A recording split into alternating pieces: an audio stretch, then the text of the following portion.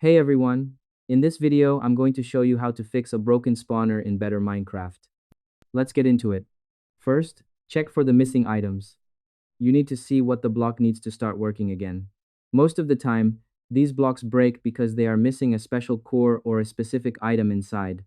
Look at the block or open its menu to see if it says it is broken or empty. Open your bag and make sure you have a spawner or a similar item ready to use, because you need to know exactly what is wrong before you waste your items. By checking the block first, you ensure you are using the right spawner. It allows you to see if the block just needs a simple item to wake up and start making monsters again. Next, put the new item inside. Now you are going to use your special item to repair the spawner so it can start working like it used to.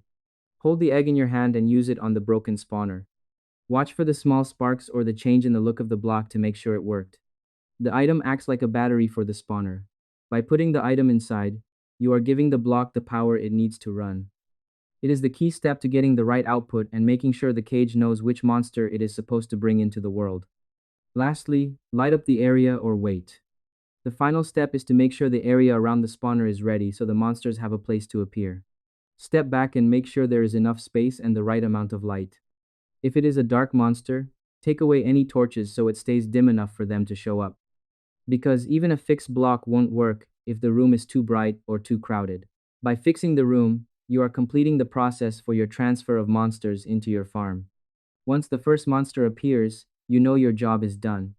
And that's it. To fix a broken spawner in the Better Minecraft, you must first find the broken block and stand close to it. Then, you check what items are missing to make it run. Next, you put the new item inside the spawner to give it power. Finally, you fix the light in the room so the monsters have space to appear. I hope this helped you out, and I see you in the next one.